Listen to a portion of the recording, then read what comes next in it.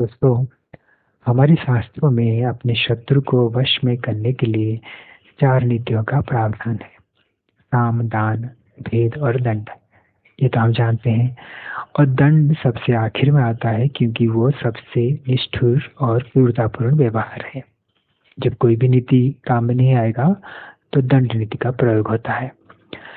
जब श्री कृष्ण भगवान पांडवों की तरफ से संधि का प्रस्ताव लेके कौरवों के पास गए थे तो उन्होंने जो पहले 3 नीति साम, दान और भेद, इन तीनों का प्रयोग किया था।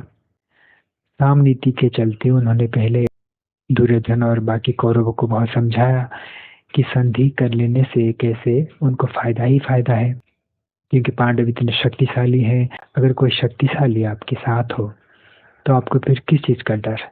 फिर आप सब मिलकर ही इस पृथ्वी का राज करोगे। लेकिन ये सब बात समझने के लिए समझदार होना पड़ता है, और दुर्योधन कहाँ समझदार था। फिर कृष्ण भगवान ने भेद नीति का प्रयोग किया।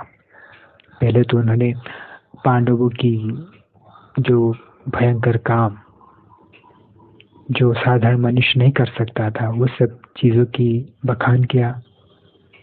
कैसे वो मनुष्य होकर भी देवताओं के पुत्र है, उनके पास देवताओं के आशीर्वाद है, उनके पास देवताओं का दिया हुआ शक्ति अस्त्र शस्त्र है।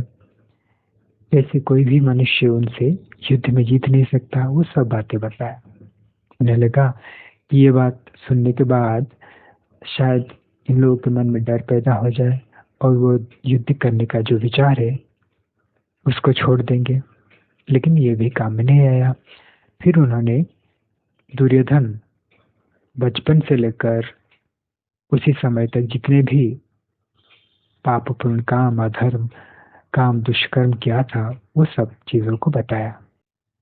जैसे वो बचपन से अन्याय ही करते आया है पांडवों के साथ, वो सब चीजों के बारे में बताया बाकी राजाओं को। क्योंकि उन्हें लगा कि ये सब अधर्म और पापपूर्ण काम जानने के बाद शायद कुछ राजाओं का विवेक जाग जाएगा और वो अधर्म का साथ देना छोड़ देंगे। श्री कृष्ण भगवान ने उन राजाओं के बीच फूट डालने का कोशिश किया था। उन्होंने तो कर्ण को भी अलग सा लेके समझाया था और उससे ये भी बताया कि तुम कुंती के पुत्र हो, पांडवों के ज्येष्ठ भाई हो, उनके साथ मिल जाओ, वह सब। लेकिन ये नीति भी काम में नहीं आया।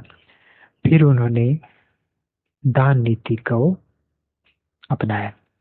उसके चलते उन्होंने कहा कि पांडव इतने शक्तिशाली होकर भी आपके अधीन, यानी भीष्म, विदुर, धृतराष्ट्र, इन सब के अधीन होकर रहना स्वीकार कर लेंगे। वो अपना राज्य भी आपको दे देंगे, लेकिन उसके बदले आप उनको 5 गांव दे दीजिए जिससे वो अपनी जीविका चला सके। इसे कुरुवंश नष्ट होने से बच जाएगा। तो यहाँ पे उन्होंने किस चीज के दान की बात की? तो उन्होंने पांडवों की स्वाधीनता और अधिकार के दान की बात की थी। लेकिन अफसोस की बात है कि कोई भी नीति काम में नहीं आया। जो आखिर वाला नीति, दंड नीति, वही काम में आया और जिसका नतीजा महाभारत युद्ध था।